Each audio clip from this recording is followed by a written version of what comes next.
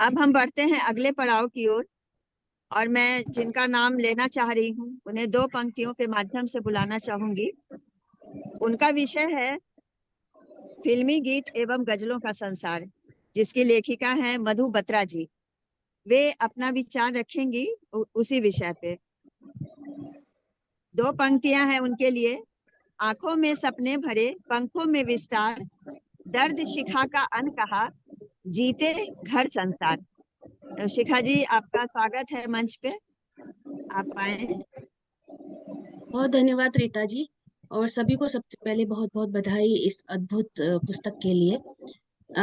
मधु जी से मेरा जो परिचय है बहुत कम है, क्योंकि जब मधु जी इस ग्रुप में आई तो मेरी जो सक्रियता थी वो ग्रुप में काफी कम हो गई थी। कुछ कारण बहुत सारे थे, पारिवारिक, व्यवहारिक, बाहरी। लेकिन फिर भी क्योंकि मैं एक सोशल मीडिया सेवी हूँ, तो मैं ग्रुप में जो होता है वो मैं देखती हूँ, सुनती जरूर हूँ, पर अपनी प्रतिक्रियाएं मैं वहाँ कम कर पाती हूँ आजकल। तो इसलिए मधु बत्रा जी को मैंने सुना है। और अभी जो पुस्तक में उनका जो आलेख है सिनेमा और गीतों के ऊपर, वो मैंने पढ़ा है। पुस्तक अभी मेरे पास नहीं है फिलहाल, वो घर पर है और घर में काम चल रहा है, तो सारा कुछ पैकिंग में वो बंद हो गया है। लेकिन जो जितना मैंने उस आलेख में पढ़ा है, बहुत ही विस्तृत और व्याख्यात्मक आलेख है और बहुत जानकारी परक है। गीतों की जो महत्वपूर्णता है, जो हिंदी भाषा के गीतों की जो महत्वपूर्णता सिनेमा के माध्यम से हुई है और जो सिनेमा में है, उस पर उनका व्यापक आलेख है मधु जी का। उन्होंने पूरा इतिहास एक तरह से उस आलेख में लिखा है कि कैसे गीतों की यात्रा शुरू हुई, कैसे लोकगीत, फिर भजन, फिर सूफी से गीत होते होते आज यो यो हनी सिंह पर पहुंच गए हैं। और किस तरह से कुछ काल्पनिक गीत हैं, कुछ क्लासिक्स हैं, जो आज भी मेरे ख्याल से 60 और 70 के दशक में जो गाने आए थे, जो गीत आए थे, मधु जी ने भी जैसा लिखा है और उन्होंने उन गीतों नाम भी उसमें लिखे हैं, कौन कौन से गीत थे। तो वो आज भी सुने जाते हैं और नई पीढ़ी भी उनको सुनती है। यहाँ तक कि पहुंच चुका है कि उन्हीं गीतों को अब दोबारा दोबारा बनाया जा रहा है, रिक्रिएट उनको किया जा रहा है उनमें फ्यूजन डालकर। तो वो उन गीतों का कोई मुकाबला नहीं है, आज भी वो उतने ही सामयिक हैं। बहुत अच्छा आलेख मधु जी ने वह लिखा है और गायक गायिकाओं का भी उन्होंने उसमें जिक्र किया है। बहुत शुरू से मैंने शायद सुरैया से पहले के जो गायक हैं उनको मैं नहीं जानती हूँ, मैंने नहीं सुने हैं। लेकिन सुरैया के बाद के गीत मैंने सुने हैं और उसमें उससे पहले के भी बहुत सारे जो गायक गायिका थी उनका उल्लेख है। तो बहुत बहुत बधाई मधु जी को इतना सुंदर आलेख के लिए। और जितने भी हमारे संपादक मंडल के यहाँ सदस्य हैं, जो रश्मि जी, पूजा और अर्चना जी, जिनका भी योगदान इस पुस्तक में है, वो अद्वितीय है। उसके लिए बहुत बहुत अभिनंदन आप सभी का, और हमको इतनी सौगात देने के लिए बहुत बहुत शुक्रिया। बहुत बहुत धन्यवाद शिखा जी। आपने बहुत ही अच्छे कमेंट्स किए। उनका आलेख वाकई बहुत ही जानकारी भरा है, मैंने भी पढ़ा है। अब लेकिन यहाँ पे रश्मि कुच्छल जी हैं क्या? वो नहीं है दी, रश्मि है? कुच्छल जी नहीं है लगता है दी नहीं रीता है। जी, नहीं नहीं नहीं है ना, तो मैं आगे बढ़ती हूँ। अब हम लोग इतनी देर बात करने के बाद भूख तो सभी को लगाई होगी, तो हम लोग पाकशाला की ओर चलें अब। तो पाकशाला में शोभना दी और शिखा वार्ष्णेय का बहुत ही जो आसानी से बन सकने वाले पकवान थे वो लिए गए थे, और बहुत ही अच्छे से और सहर्ष उन लोगों ने दिए हैं। उस पर आराधना मिश्रा जी और रचना बजाज जी को कहना था, लेकिन मेरे ख्याल से वो दोनों ही अभी यहाँ पे नहीं है। तो मैं आगे बढ़ती हूँ, यदि वे आ जाएंगे तो मैं विषय पे वापस आ जाऊंगी। अगला विषय है चित्रकला। चित्रकला पर भी संध्या शर्मा जी यदि उपस्थित हों या संगीता अस्थाना जी, तो मेरे ख्याल से वो दोनों भी नहीं है, तो ये विषय भी मैं छोड़ रही हूँ। अब मैं आगे बढ़ती हूँ, हमारे खान पान और हमारा स्वास्थ्य, जिसे रचना दीक्षित जी ने लिखा है, और जो हमारे जीवन का सबसे महत्वपूर्ण हिस्सा है स्वस्थ रहने का। उस पे मैं बुलाना चाहूंगी पूजा अनिल को, कि वे आए और अपनी बात रखें, लेकिन उसके पहले पूछा आपके लिए दो पंक्तियां। मैं जो सखियों के लिए जो मैंने लिखा है वही दोहा वाला मैंने निकाल के रखा हुआ है, और सभी के लिए मैंने उसमें लिख रखे हैं, लेकिन एन मौका पे नाम नाम खोजना तो थोड़ा सा, फिर भी मैं देख रही हूँ यदि आप मिल जाता है आपका। अभी इस सेशन में मुझे लगता है कि हम लोगों के पास समय है थोड़ा, तो मैं देखती हूँ आप देखिए, जब तक रीता दी मैं बात अपनी रख लेती हूँ, क्योंकि ठीक है, समय आप अभी अपनी भी बात रखिए, कम मैं है। बाद में करती जी, समय अभी भी कम है, और मैं नहीं चाहती हूँ कि विघ्न आए ज्यादा इसमें, तो मैं शुरू कर देती हूँ। और मुझे रचना दीक्षित जी द्वारा लिखा हुआ आलेख है, हमारे खान पान और हमारा स्वास्थ्य। तो इस विषय पर मुझे बात करनी है। और इन्होंने जो विस्तृत स्टार्ट किया है, शुरुआत से ही उन्होंने बताया है कि कैसा भोजन होना चाहिए, भोजन क्यों करना चाहिए, और भोजन से हमें क्या प्राप्त होता है, उस सब के बारे में उन्होंने पूरे विस्तार से लिखा है। कैसा भोजन होना चाहिए, ऊर्जा कहाँ से मिलती है, वो भी उन्होंने विस्तार से लिखा है। और रचना जी की जो दृष्टि है वो आलेखों में तो बिल्कुल इतनी स्पष्ट झलकती है ही, लेकिन वे कहानी कविताएं भी लिखती हैं, जैसा मैंने उनके नाटक भी पढ़े हैं, तो बहुत ही विस्तार से वे लिखती हैं और बहुत सुंदर लिखती हैं। तो इन्होंने ये जो आलेख लिखा है, इसमें भी इन्होंने बहुत अच्छा वर्णन किया है कि भोजन के लिए उसका सीधा संबंध हमारे स्वास्थ्य से होता है। तो भोजन को करते समय किस तरह से विचार होने चाहिए, आहार कैसा पेट के लिए, जिह्वा के लिए कैसा होना चाहिए, ऊर्जा की आवश्यकता क्यों है, आज की पीढ़ी किस तरह से गलत तरीके से भोजन करती है, और किस तरह से बीमारियों को आमंत्रित कर देती है, क्योंकि बहुत जल्दी में खाया जाने वाला भोजन या फास्ट फूड जो है, वो किसी भी शरीर के लिए अच्छा नहीं है। इसके बारे में भी इन्होंने बताया है। और इसके अलावा उन्होंने एक फूड पिरामिड का चित्र भी दिया है। तो फूड पिरामिड में उन्होंने बहुत अच्छा चित्र दिया है कि हमें क्या अधिक मात्रा में खाना चाहिए और क्या चीजें कम मात्रा में खानी चाहिए। उसका पूरा बहुत अच्छे से उस चित्र में भी उन्होंने दिखाया है। शाकाहारी भोजन के लिए प्रमोट करती हैं, वे कहती हैं कि वही आहार खाना चाहिए जो मौसमी भोजन हो और आपके इलाके में पाया जाता हो। संतुलित और वैविध्यपूर्ण सुपाच्य सुस्वादु भोजन, ये इनकी हिमायत करती हैं, क्योंकि वे कहती हैं कि जब मस्तिष्क को पता चलता है कि आपको भोजन स्वादु सुस्वादु लग रहा है और आप प्रसन्न हैं, तो वह प्रसन्नता के हार्मोन का रिसाव करता है। और आप तो जानते हैं कि जब मन चंगा तो कठौती में गंगा। तो इसलिए वे शरीर को बहुत अच्छा स्वास्थ्य से परिपूर्ण रखता है, ऊर्जा से परिपूर्ण रखता है। और रचना जी का आलेख तो बहुत अच्छा है। और बस मैं इसी बात के साथ अपनी बात समाप्त करूंगी कि आप सब भी व्यायाम भी करें, क्योंकि वे व्यायाम भी कहती हैं कि खाली व्यायाम खाली भोजन ही नहीं बल्कि व्यायाम भी आवश्यक है। तो वे कहती हैं व्यायाम भी करें। तो इसी बात के साथ मैं आपसे विदा लेती हूँ यहीं पे। धन्यवाद।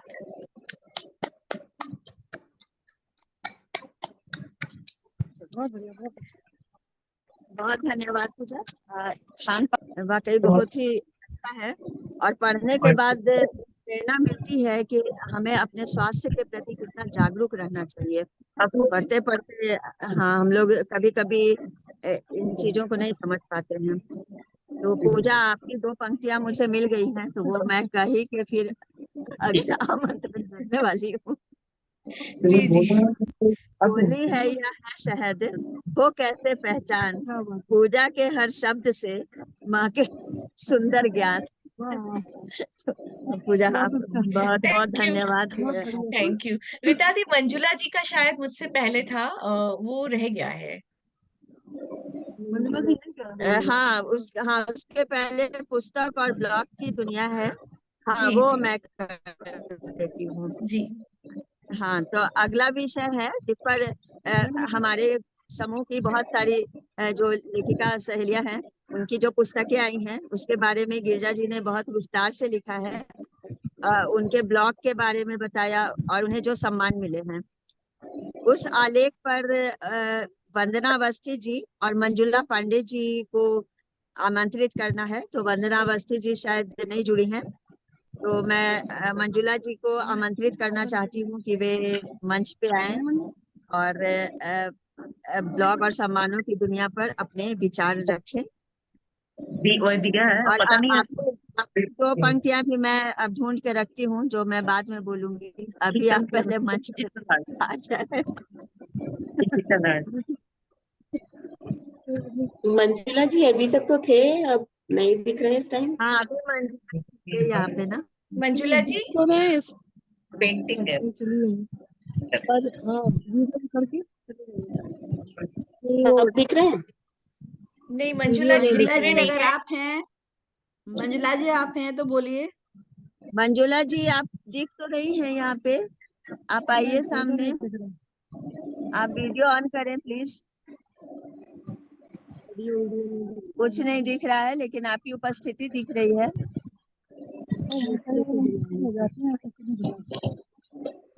आएंगी तो जुड़ जाएंगे। दीदी मैं तो दिख मैं रही हूँ। आ गया क्या? नहीं आया।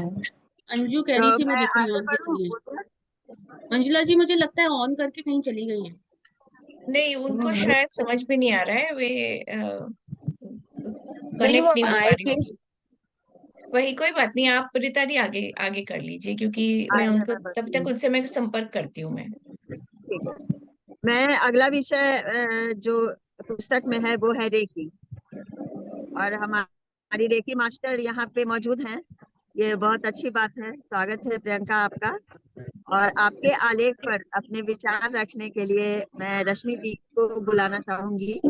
वे मंच पर आए और रेकी के बारे में आप बताएं। है रश्मि? रश्मि जी नहीं है उधर, रश्मि जी नहीं है।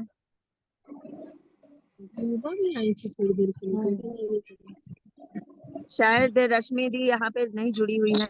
नहीं, रश्मि जी वो तो चली गई हैं, वो शायद वापस नहीं जुड़ी हैं। हाँ, अच्छा, उनको भी मैं मैसेज करती हूँ अभी। तो प्रियंका आप, हाँ वो वापस जुड़ेंगी।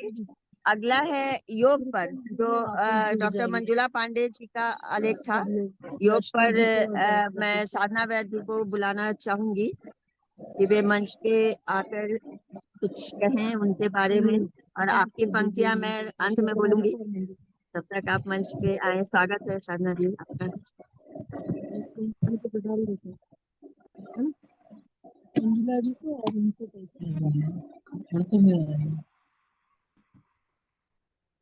साधना जी, मेरी आवाज आ रही है क्या आप लोगों को? प्लीज मुझे अनम्यूट कर लें। निकल हाँ, क्यों नहीं आ रही है? आ रही है आवाज।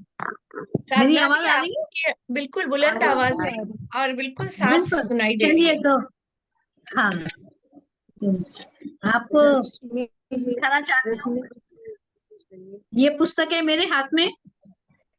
सबको पहले तो मेरा प्यार भरा नमस्कार आप सबको। और ये पुस्तक मेरे हाथ में है, फुंडियों का डेरा। इसके ऊपर प्रश्न नंबर 50 पर यह आलेख है डॉक्टर मंजुला पांडे जी का, योग योग के ऊपर। उन्होंने बहुत अच्छा आलेख लिखा है, बहुत ही ज्ञानवर्धक है और बहुत ही सुंदर है। तो बहुत महत्वपूर्ण जानकारी उन्होंने दी है इस पर, मैं आपको बताती हूँ कि वो ये कहती है कि किसी भी चीज से, योग का अर्थ होता है जुड़ना, और जुड़ने का जो एकमात्र कारण है वो मतलब जो उसके लिए जरूरी है वो ये है कि हमारा चित्त जो है बहुत चंचल होता है और हमें उसे एकाग्र करना होगा। जैसे ही हम अपने चित्त को एकाग्र करते हैं, हम किसी भी चीज में हमें सफलता मिल सकती है। जब तक हम अपने मन को एकाग्र करना नहीं सीखेंगे, हमें किसी भी काम में अपेक्षित सफलता नहीं मिल पाएगी। और अपने चित्त के व्यापारों को हमें रोकना होगा, और योग इसके अंदर बहुत सहायक होता है। जैसे ही हमारी कर्मेंद्रियां और ज्ञानेंद्रियां संतुलन में आ जाती हैं, वही योग है। जब हम कोई आसन करते हैं या हम कोई अपना घर गृहस्थी का या कोई और काम करते हैं, तो हमको हमारा जो सारा ध्यान जो है उसको सही तरीके से करने में लग जाता है।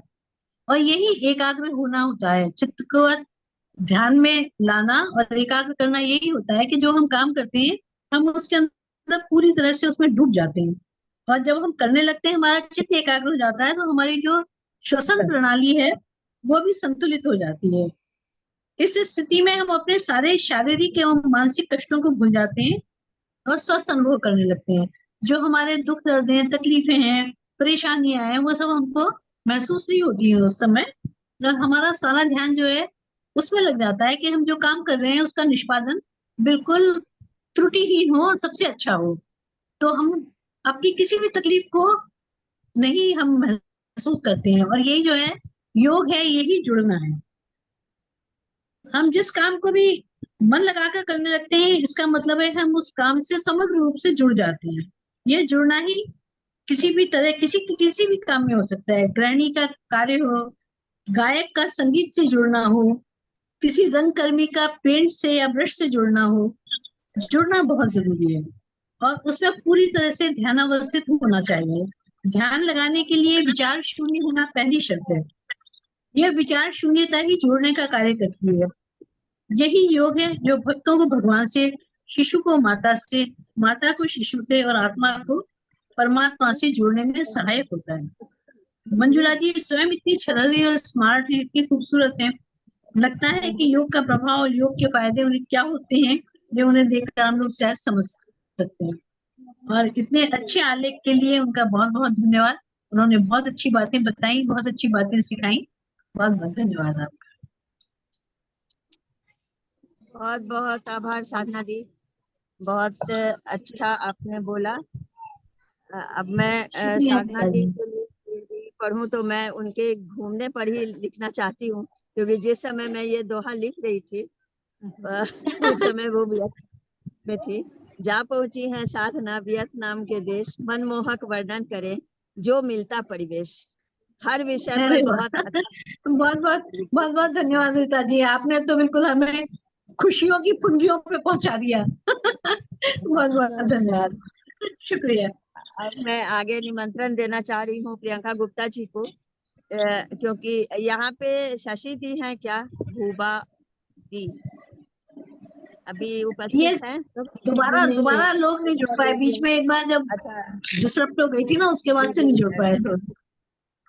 लेकिन प्रियंका हुआ भी थी शायद है, क्योंकि अगला विषय जो है उस पर प्रियंका को ही बोलना है, और उनका विषय है ध्यान, जिसपे रश्मि प्रभा जी ने लिखा है, उस पे वो अपना विचार रखेंगी प्रियंका गुप्ता जी।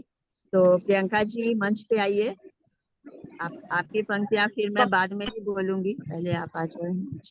स्वागत है। सबको हाथ जोड़ के मेरी नमस्ते। उस समय है पहली बार जो है कर पाए थे इस तरह से, और ये मेरी तरफ से विमोचन में मेरी सहभागिता। समय हम नहीं अटेंड कर पाए थे, पूजा को रीजन बता दिया था क्यों नहीं कर पा रहे हैं उस समय। और ये रश्मि प्रभा बुआ का जो आलेख है ध्यान, उस पे हमको बोलने को कहा गया। तो जब ये आलेख हमने पढ़ा था तो उसी समय लगा था कि जो के माध्यम से मेडिटेशन की बात हम करते हैं, ये कहीं ना कहीं वही चीज बुआ ने भी थोड़े से अलग ढंग से कही है, क्योंकि मेडिटेशन का मूल तत्व ही ये है कि अपने मन को भागते हुए देखना। मेडिटेशन, असली मेडिटेशन वो चीज नहीं है जहाँ पे आपको तो ये कहा जाता है कि आप एक बिंदु पर अपना ध्यान केंद्रित कीजिए, क्योंकि वो पॉसिबल नहीं होता। इसीलिए बहुत बार लोग ध्यान से ही भाग जाते हैं, क्योंकि वो उस चीज को मन को एकाग्र करना बहुत कठिन होता है उनके लिए। तो उनका मन ही इतना उचाट हो जाता है कि वो ध्यान या मेडिटेशन करना ही नहीं चाहते हैं। तो मेडिटेशन या ध्यान का मूल मंत्र ही है कि अपने मन को भागते देखिए। बस थोड़ा सा परिवर्तन ये है कि उस भागने वाले मन को पकड़िए नहीं, क्योंकि जिस दिन आप मन को खुला छोड़ देंगे वो भागता जाएगा, आप उसकी की कोशिश नहीं करेंगे, तो एक दिन मन खुद आपकी पकड़ में आ जाएगा और वो एक जगह केंद्रित होना सीख जाएगा। तो जो रश्मि प्रभा बुआ ने जिस बात को लिखा है उसका अंत हमको बहुत अच्छा लगा कि यंत्रवत ध्यान की बताई गई पद्धति में खुद को मुक्त कर और फिर पाना सरल नहीं है। बात सही है, सरल नहीं है। अपनी सोच को बांधे नहीं, बहने दे धीरे धीरे। बात है इस एक लाइन में जो है, 2 लाइन में पूरी उन्होंने ध्यान की पूरी परिभाषा बता दी है। और ये छोटा सा आलेख है, छोटा सा कुछ ही पंक्तियों में जो उन्होंने बहुत गहरी और गूढ़ बात कही, बहुत पसंद आया।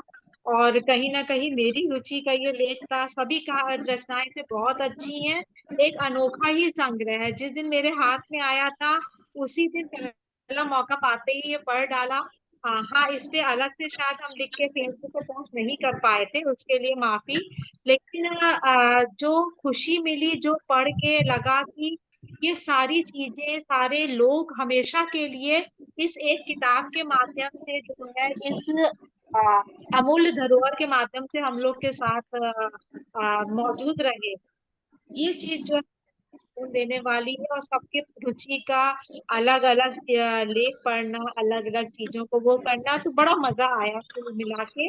और रीता दीदी को थैंक यू इसलिए कहेंगे कि मेरे जैसे एब्सेंट स्टूडेंट को, इस गाय गुनगुनाए स्कूल के एब्सेंट स्टूडेंट को उन्होंने अलग से मैसेज किया कि तुम रेकी पे लिखो। और हमसे रेकी पे एक आलेख लिखवा लिया जो बहुत दिन से पेंडिंग था। बहुत दिन से हम सोच रहे थे कि हिंदी में रेकी के एक हम आलेख।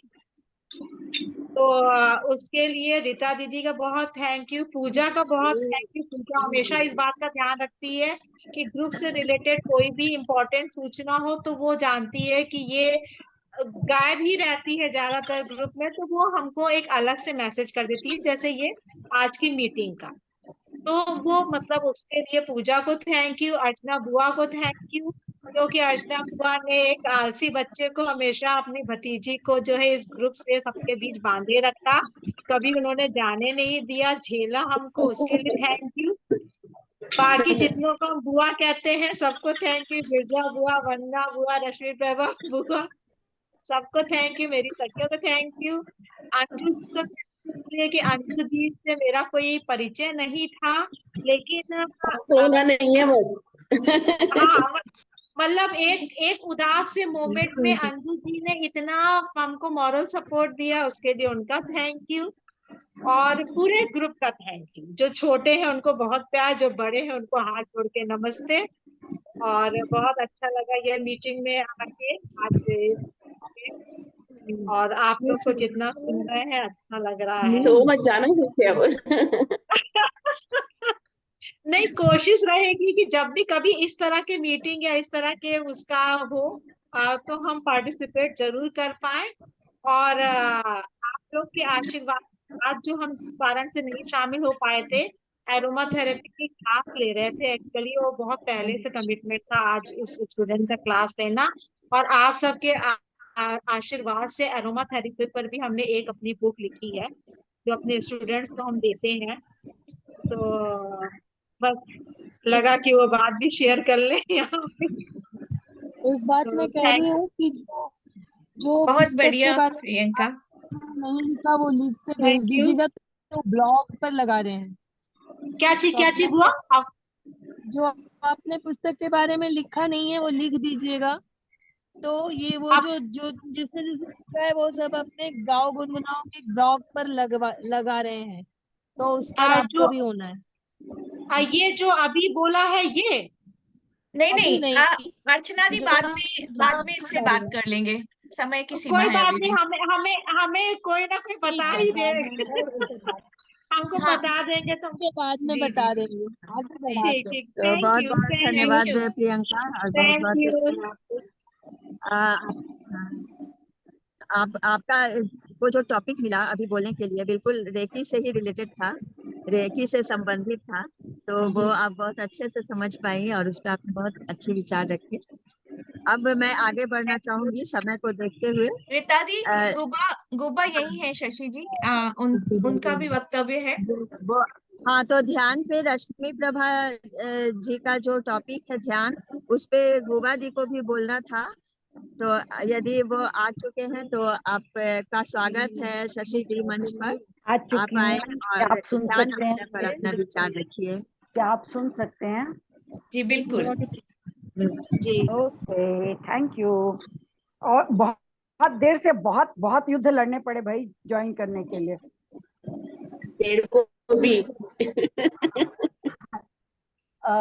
मैं कह रही थी नमस्ते सब सखियों को। अरे अंजू क्या प्यारी प्यारी दिख रही है। तो सब प्यारे। अरे ये अच्छा है, 3 लोग ग्रुप बना के बैठे हैं, बड़ी बढ़िया बात है। चलिए भाई, मैं ध्यान सबसे पे ज्यादा तो वो ही लग रहा है मजेदार। जिस मैं कह रही थी, अर्चना जी ने आज एक ऐसे विषय पर बोलने को कहा जिससे मैं हर दिन जूझती हूँ। हम पति पत्नी नित्य व्यायाम प्राणायाम के बाद ध्यान लगाते हैं। पति के लिए सरल है किंतु मेरे लिए कठिन होता है। मेरा मन एक पक्षी है जो इस डाल से उस डाल कूदता फांदता फुदकता रहता है या दूर उड़ान भरने निकल जाता है। पति मेरे मन की पतंग की डोर को खींचकर वापस मुझे ध्यान पर ध्यान देने को बाध्य करते हैं। ध्यान एक विश्राम है। वैसे हम कहते हैं कि केंद्रित करना, पर देखा जाए तो एक विश्राम है। ये किसी वस्तु पर अपने विचारों का केंद्रीकरण या एकाग्रता नहीं है, अपितु यह अपने आप में विश्राम पाने की प्रक्रिया है। ध्यान करने से हम अपने किसी भी कार्य को एकाग्रता पूर्ण कर सकते हैं। ध्यान के कारण शरीर की आंतरिक क्रियाओं में विशेष परिवर्तन होते हैं, जिससे मतलब जैसे हीलिंग हो पाती है। इससे ऊर्जा से हमारा शरीर भर जाता है, हमारे प्रसन्नता शांति उत्साह का संचार होता है। तो रोज ये उत्साह होता है पर रात तक चले जाता है, जब सोने का टाइम आता है तो गायब हो जाता है। तो ध्यान से तनाव और उससे उपजने वाले रोग और कष्ट कम हो जाते हैं। ध्यान मस्तिष्क की तरंगों के स्वरूप को अल्फा स्तर पर ले जाता है, वो अल्फा वेव्स कहते हैं, तो उस पर हमें ले जाता है, जिससे मानसिक व शारीरिक स्वास्थ्य की गति बढ़ती है। अनिद्रा की जिन्हें समस्या होती है उन्हें नींद आ जाती है। तो मुझे नींद आ जाती है सुबह ध्यान करते समय, पर रात को सोते समय नहीं आती है। मनुष्य को अपने कष्टों दुखों की तीव्रता कम करने लगने लगती है। मतलब मेरे ही कष्ट सारे संसार में नहीं है, ऐसा लगता है कि you become part of the Cosmos. तो स्वयं में ही केंद्रित होने के बजाय प्रकृति ब्रह्मांड का एक अंश होने की भावना जागृत होती है। यदि एक बार ध्यान की आदत हो जाए तो कम से कम कुछ समय के लिए अशांत मन शांत हो जाता है, शारीरिक कष्ट से ध्यान हटता है। इसलिए अंजू गुप्ता जी ध्यान किया कीजिए। Love you everybody. I hope सबको सुनाई दिया हो, पता नहीं। नमस्कार, धन्यवाद। So much. बहुत अच्छा सुनाई दिया, धन्यवाद आपको भी गोपा जी। बहुत बहुत आभार शशि दी। आपके लिए तो मैंने लिख के रखा था, जो होकर निज पहचान हो गई विभूति नाम, साखी पर के प्रेम का सुंदर यह परिणाम। तो आपका पंछी प्रेम जो है वो दोहा रचवा गया है। अब मैं आगे रश्मि दी को देख पा रही हूँ, धन्यवाद, है ना। बहुत बहुत धन्यवाद। रश्मि पर दी आ मुझे गई हैं और प्रियंका भी यहाँ पे हैं, जिनके सब्जेक्ट पे रश्मि दी को बोलना था, रेकी पर। रेकी सात्विक ऊर्जा से चिकित्सा का अद्वितीय सफर, इस पर रश्मि प्रभा जी अपने विचार रखेंगी। तो स्वागत है रश्मि दी, आप आए मंच पे।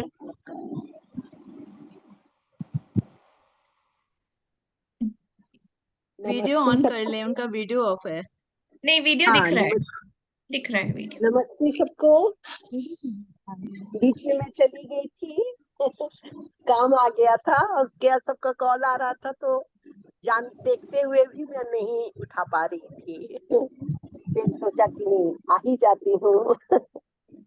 तो प्रियंका गुप्ता जी के लिए मुझे बोलना है। उन्होंने जो लिखा है रेकी पर, वो अपने आप में बहुत ही अच्छी बात है।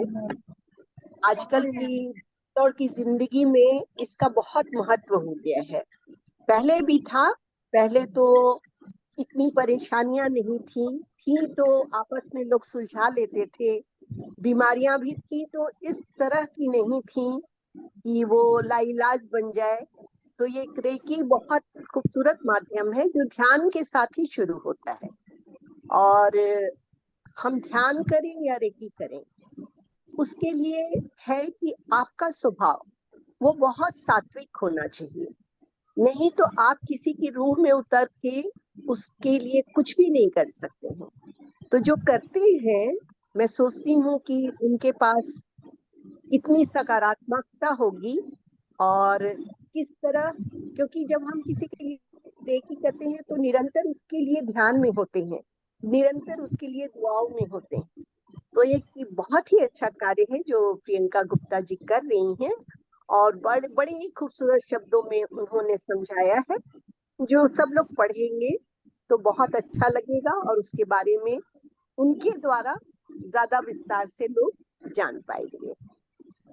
बस इतना ही कहना चाहूंगी, क्योंकि वो तो लिखा ही हुआ है, बाकी उसको पढ़कर लोग जान लेंगे।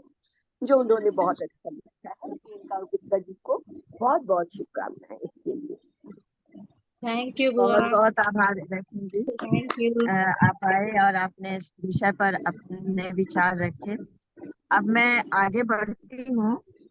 तो इतनी सी हंसी पे सुचि पांडे को आना था, बट सुचि यहाँ पे है नहीं।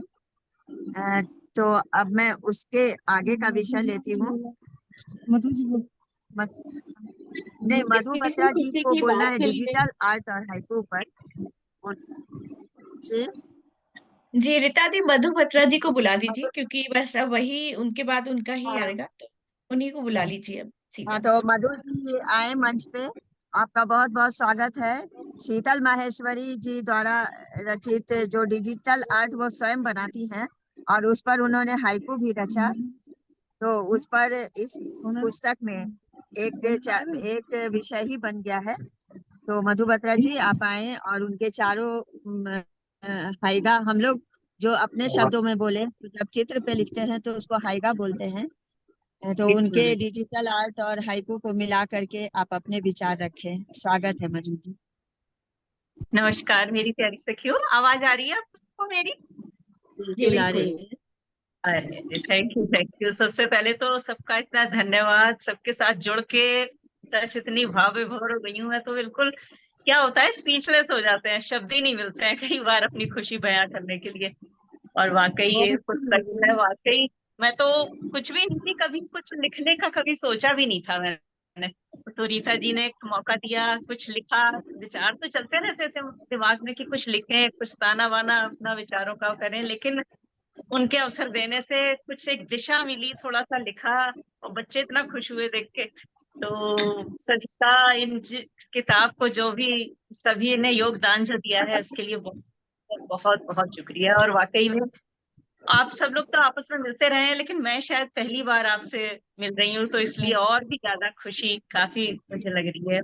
अब ये जहां भी डिजिटल आर्ट और हाइको की बात है, सबसे पहले मुझे शीतल जी का नाम याद आता है। किसने आविष्कार किया, कहाँ किया, वो सब मुझे इतना नहीं लगा, लेकिन उनकी इस चीज में जो रचनात्मक कौशलता है वो देख के, मतलब देख के दंग रह जाती हूँ मैं कि उन्होंने दोनों का कॉम्बो जो मिलाया है, डिजिटल आर्ट का, हाइको का।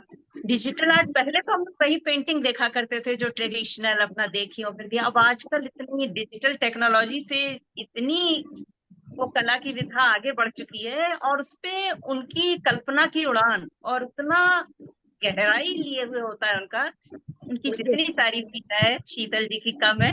उनके तो फेसबुक पे भी मैं देखती रहती हूँ, काफी रश्मि को लेके, उषा दी को लेके काफी उन्होंने बनाए हैं पहले भी और भी।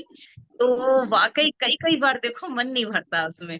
तो उसमें वही परंपरागत जिस तरीके से जो चलती है कला, उसी को उन्होंने डिजिटल टेक्नोलॉजी से जो इतना अच्छे रूप में प्रस्तुत किया है, वाकई इसके लिए शब्द नहीं है। और हाइकू शायद कोई जापानी शैली की एक कविता लिखने की पद्धति है जो 3-4 लाइनों में लिखी जाती है। तो उसके साथ जो उनका कॉम्बिनेशन होता है उनका, चाहे वो प्रकृति के लिए हो, चाहे प्रेम के लिए हो, उसको जितनी भी उनकी तस्वीरें मैंने देखी हैं, उनको उनको मिला के देखती हूँ, जैसे खो जाते हैं, कल्पना की उड़ान जाने कहाँ कहाँ ले जाती है।